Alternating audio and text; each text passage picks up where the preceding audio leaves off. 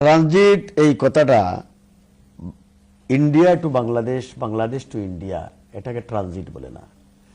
ট্রানজিটের যে ঐতিহাসিক ফর্মুলা, যে দলিল, সেটা শুধু টার্কি থেকে শুরু করে turkey, Iran, Afghanistan, Pakistan, India, Bangladesh, Myanmar, চীন, ভুটান, নেপাল, এই সমস্ত রাষ্ট্রের মধ্যে রোড কমিউনিকেশনের যে ব্যবস্থা, যে চিন্তাধারা, যে চিন্তা চেতনা ছিল, যে আন্তর্জাতিক একটি চুক্তি ছিল বা প্রস্তাব ছিল, সেটা হলো ট্রানজিট। আর এখন Bangladesh, India to Bangladesh, Bangladesh to India, এই যে ট্রানজিট, এটাকে ট্রানজিট বলা যায় না। এটা একটি করিডোর। এটা সেফ বাংলাদেশের উপর দিয়ে ভারতীয়দের রাস্তা তৈরি করে দেওয়া হচ্ছে। কেন বাংলাদেশের উপর দিয়ে ভারত এই রাস্তা চায়? তারা এই কারণে চায়, ভারতের যে এই যে 7টি রাজ্য, 7 সিস্টার, এটা হলো আসাম, ত্রিপুরা, মেঘালয়, অরুণাচল, মিজোরাম, নাগাল্যান্ড, এই যে 7টি অঙ্গরাজ্য, এই 7টি অঙ্গরাজ্য ভারত নামক রাষ্ট্র সৃষ্টির পর থেকেই তাদের স্বাধীনতার জন্য তারা লড়াই করে যাচ্ছে, সংগ্রাম করে যাচ্ছে, আন্দোলন করে যাচ্ছে। এবং এই স্বাধীনতাকামী 7টি অঙ্গরাজ্যকে দাবিয়ে রাখার জন্য, দমিয়ে রাখার জন্য ভারত দিল্লি থেকে শাসন করতে, তাদের ফুয়েল পাঠাতে, তাদের ত্রাণ, তাদের সামগ্রী পাঠাতে, তাদের সোলজার পাঠাতে, তাদের আর্মস অ্যামিউনিশন পাঠাতে 3 দিনের মতো সময় লাগে, দিল্লি টু 7 সিস্টার। আর যদি ভারতের বেনাপুল বর্ডার দিয়ে বাংলাদেশ হয়ে, ঢাকা হয়ে, আগরতলা হয়ে ত্রিপুরায় ঢুকে যায়, অথবা সিলেট হয়ে আসাম ঢুকে যায়, তাহলে তাদের 10 ঘন্টার মধ্যেই পশ্চিমবঙ্গ থেকে এখানে চলে আসতে পারে। এই কারণেই তাদের ট্রানজিটের প্রয়োজন, তাদের রাস্তার প্রয়োজন, করিডোরের প্রয়োজন। প্রথমত করিডোরের প্রয়োজন, যে তাদের এই 7 সিস্টার স্বাধীনতাকামী এই 7 সিস্টারকে দাবিয়ে রাখা।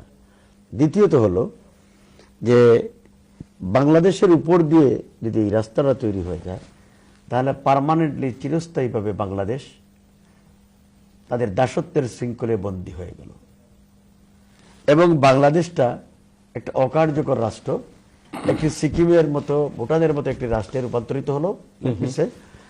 তো আর এখানে বাংলাদেশ নামক এই রাষ্ট্র এটি মুসলিম সংখ্যাগরিষ্ঠ রাষ্ট্র, একটি আজ্ঞাবহ রাষ্ট্রে রূপান্তরিত হয়ে গেল।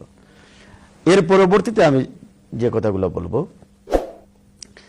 যে বাংলাদেশের সাথে ভারতের ট্রানজিট চুক্তি হচ্ছে, সরকার বলছে ট্রানজিট, প্রধানমন্ত্রী শেখ হাসিনা বলছেন ট্রানজিট, তার মন্ত্রীরা বলছেন ট্রানজিট, আর জনগণ বলছে, বুদ্ধিজীবীরা বলছে, অপোজিশন বলছে যে ট্রানজিট না, এটা করিডোর, এটা রাস্তা। আপনারা কোনো আন্দোলন গড়ে তুলছেন না ট্রানজিটের ব্যাপারে? আপনারা সরকারের কাছে আমি বলে নেই এই ট্রানজিটের উপকারিতা অপকারিতা বলে নেই। তারা যখন গোপন চুক্তি করে আসলেন, যখন সাংবাদিকরা শেখ হাসিনাকে বিমানবন্দরের প্রশ্ন তিনি কোনো উত্তর দেন নাই এবং এটার ব্যাপারে তিনি জনগণের কাছে তুলে ধরেন নাই। আপনাদের বিরোধী দলীয় নেত্রী কি পার্লামেন্টে জিজ্ঞাসা করেছেন যে মাননীয় প্রধানমন্ত্রী আপনি যে চুক্তি করে আসলেন সেই চুক্তিটা কি? আমি আপনাকে আমার কথাগুলো বলে নেই, এরপরে আপনি আমাদের নেত্রীকে অ্যাকিউজ করেন। এ ব্যাপারে কোনো পাবলিকলি জনগণকে, দেশের জনগণকে জানতে দেওয়া হয় নাই। এখন আমরা দেখতেছি যে ট্রানজিট হচ্ছে এবং এই ট্রানজিটের নামে যে করিডোর দেওয়া হচ্ছে, যে রাস্তাটি তৈরি দেওয়া হচ্ছে, এই রাস্তা তৈরি করার সামর্থ্য বাংলাদেশের নাই।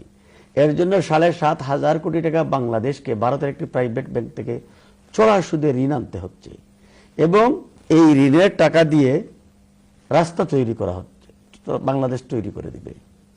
আবার এই ঋণের কন্ডিশনে ভারত যে কন্ডিশনটা দিয়েছে চুক্তিটাতে, তাদের টাকা দেওয়া ঋণের, বলেছে যে এই রাস্তা তৈরি করতে, এই রাস্তার মাঝে যে সমস্ত ব্রিজ, কালভার্ট তৈরি হবে, এর জন্য সকল মেটেরিয়ালস ভারত থেকে কিনতে হবে।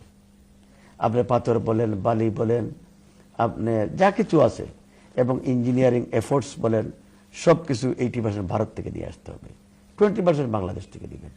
অর্থাৎ আমার বাড়ির উপর দিয়ে আপনাকে রাস্তা দিব, আমার টাকা নাই, আপনি আমাকে কড়া সুদে ঋণ দিবেন, আবার আপনার কথা মতো সামগ্রী কিনে রাস্তা তৈরি করে দিব, আপনার ইকুইপমেন্টস, আপনার ইঞ্জিনিয়ারিং এফোর্ট সবকিছু আমাকে বহন করতে হবে।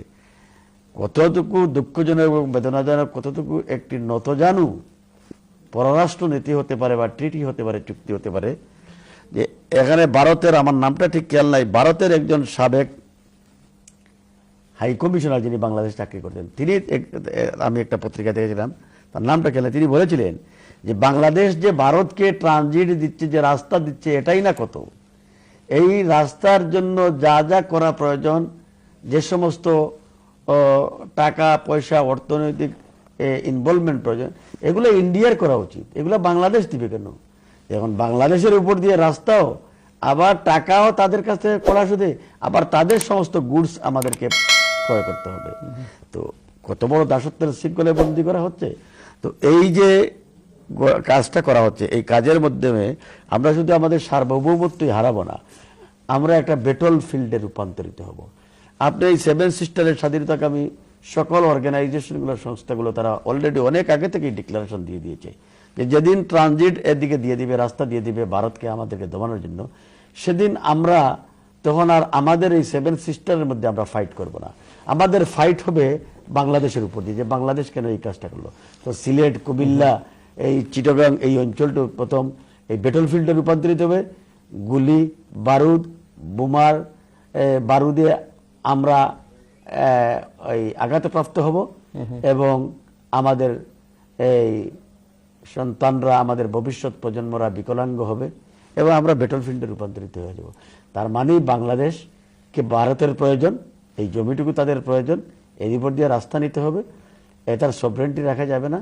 যাই করা তাই হচ্ছে, এই ট্রানজিট এই দিচ্ছে। আপনি বলতেছেন যে আপনাদের নেত্রী প্রতিবাদ করেন না, আমাদের নেত্রী প্রতিবাদ করছেন না, এই কথা ঠিক না। আমাদেরকে